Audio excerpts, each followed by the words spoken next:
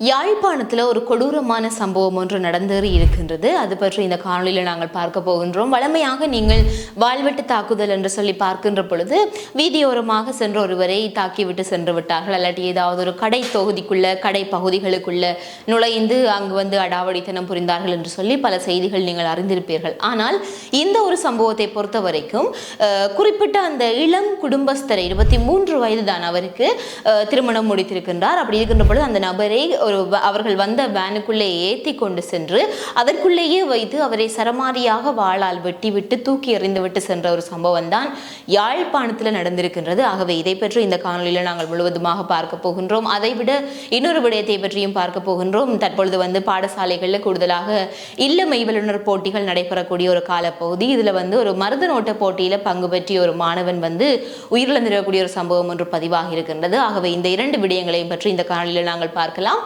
வணக்கம், நான் உங்கள் சங்கவி.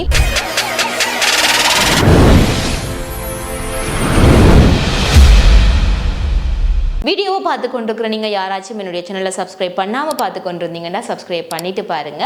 முதலாவது விஷயம் என்ன அப்படின்னு பார்த்தீங்கன்னா, யாழ்ப்பாணத்தில் வந்து வட்டுக்கோட்டை மாவடியை சேர்ந்த 23 வயதான தவச்செல்வம் பவித்ரன் எனப்படுகின்ற இந்த இளம் குடும்பஸ்தர் தான் இந்த ஒரு வாழ்வெட்டு சம்பவத்தில் உயிரிழந்த இளைஞன். இந்த சம்பவம் எப்பொழுது நடந்திருக்கு அப்படின்னு பார்த்தீங்கன்னா, நேற்றைய தினம் தான் நடந்திருக்கின்றது. இவர் நேற்றைய தினம் தன்னுடைய மனைவியுடன் இணைந்து காரைநகர் பகுதிக்கு வந்து சென்றுவிட்டு மீண்டுமாக வட்டுக்கோட்டை மாவடியில் இருக்கக்கூடிய தன்னுடைய வீட்டுக்கு திரும்பி கொண்டிருந்த வேளையில் பொன்னாலை கடற்படை முகாமுக்கு அருகாமையில் வைத்து 2 கார்களில் ஒரு சிலர் வந்து ஒரு குழுவாக வந்து கூறிய ஆயுதங்களுடன் வைத்து இவர்களை வழி மறைத்திருக்கின்றார்கள்.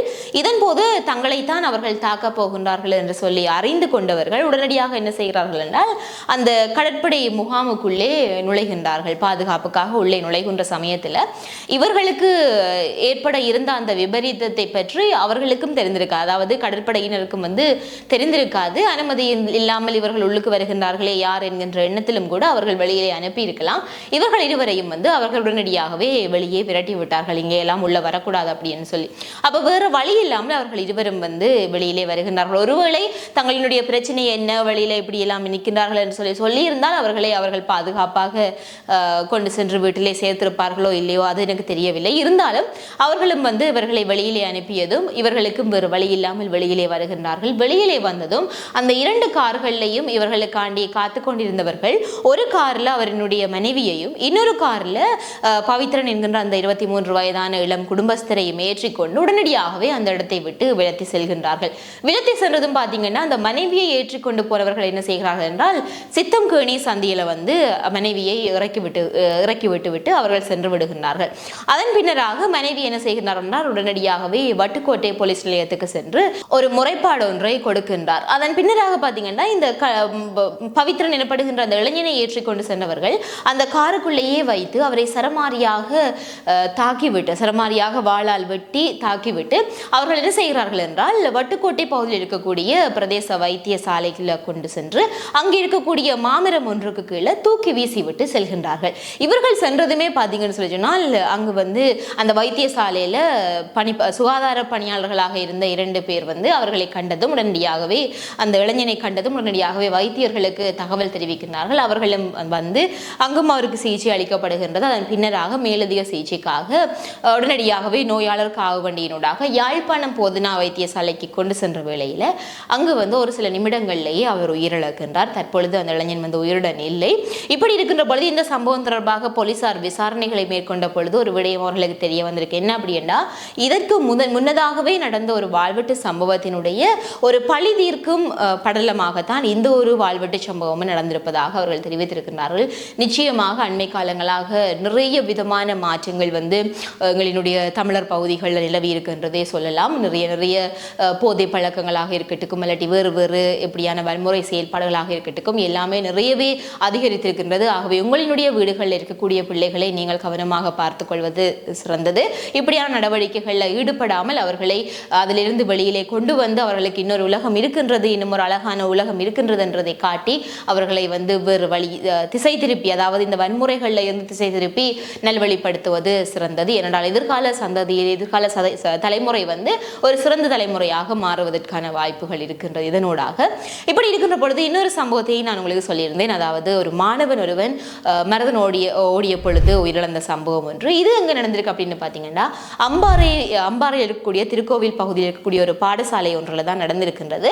அந்த பாடசாலையில் வந்து பார்த்தீங்கன்னா கல்வி பயிலக்கூடிய ஒரு 16 வயதான மாணவன் அங்கு வந்து ஒரு இளமை வல்லுநர் போட்டிகளுக்கான ஆரம்ப கட்ட செயற்பாடுகள் நடந்து கொண்டிருக்கின்றது. அதனுடன் இணைந்த ஒரு பகுதியாக இந்த மரதனோட்ட போட்டியும் நடந்திருக்கின்றது நேற்றைய தினம் காலை வேளையில். அப்ப இந்த மரதனோட்ட போட்டியில பங்கு பெற்றிய இந்த 16 வயது மாணவன் திடீர் சுவையினம் ஊற்றதன் காரணமாக அவரை உடனடியாகவே திருக்கோவில் பகுதியில் இருக்கக்கூடிய ஒரு வைத்தியசாலைக்கு கொண்டு செல்கின்றார்கள். அங்கு வந்து அவர் உயிரிழந்து விட்டார் என்று சொல்லி தெரிவிக்கப்படுகின்றது. உடனடியாகவே பார்த்தீங்கன்னா அந்த பாடசாலை மாணவர்கள், பெற்றோர்கள், அது மட்டுமல்லாமல் பொதுமக்கள் உட்பட அனைவரும் இது வந்து வைத்தியசாலை நிர்வாகத்தினருடைய அசமந்த போக்குதான் இந்த மாணவனுடைய உயிரிழப்புக்கு காரணம் என்று சொல்லி திருக்கோவில் பொத்துவில் பகுதியினுடைய பிரதான வீதியை வழிமறைத்து ஆர்ப்பாட்டத்தில் நேற்றைய தினம் மாலை வேளையில் ஈடுபட்டிருக்கின்றார்கள்.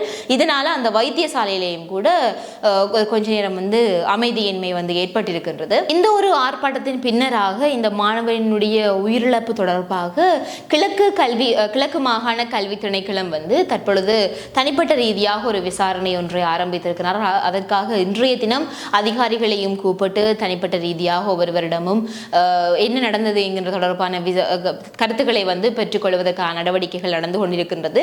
ஆகவே இந்த ஒரு விடயத்தை நான் உங்களுக்கு சொல்றதுக்கான காரணம் இருக்கின்றது. என்ன அப்படின்னா, தற்பொழுது வந்து எல்லா பாடசாலைகள்லையுமே இல்லமை வல்லுநர் போட்டிகளுக்கான நடவடிக்கைகள் நடந்து கொண்டிருக்கும். ஒரு சில பாடசாலைகளில் வந்து முடிவடைந்திருக்கலாம், இன்னும் சில பாடசாலைகளில் இனிமேல் தான் நடக்கிறதுக்கான ஏற்பாடுகளும் நடந்து கொண்டிருக்கலாம். இப்படி இருக்கின்ற பொழுது தற்பொழுது வந்து அனைவருக்குமே தெரியும், காலநிலையிலும் கூட மிக அதிகளவான வெப்பநிலை காணப்படக்கூடிய ஒரு நேரமாக இருக்கின்றது. இதனால மாணவர்களுக்கு நிறையவே பாதிப்புகள், நிறைய சுகவீனங்கள் உருவாவதற்கான வாய்ப்புகள் இருக்கின்றது. இன்னும் குறிப்பாக இந்த மரதன் ஓட்ட போட்டி என்று சொல்லி வருகின்ற பொழுதே முதலாவது வந்து மரதன் ஓட்ட போட்டிக்கு நீங்கள் பங்கு பெற்றுவதற்கு முதலே நீங்கள் வைத்தியசாலைக்கு சென்று நீங்கள் மெடிக்கல் வந்து சப்மிட் பண்ண வேண்டும் என்று சொல்லுவார்கள். அதாவது நீங்கள் முழுவதுமாக உங்களை பரிசோதனை செய்து உங்களுக்கு ஏதாவது பிரச்சனை இருந்தால் அவர்கள் அந்த போட்டியில உங்களை பங்கு பெற்ற விடமாட்டார்கள்.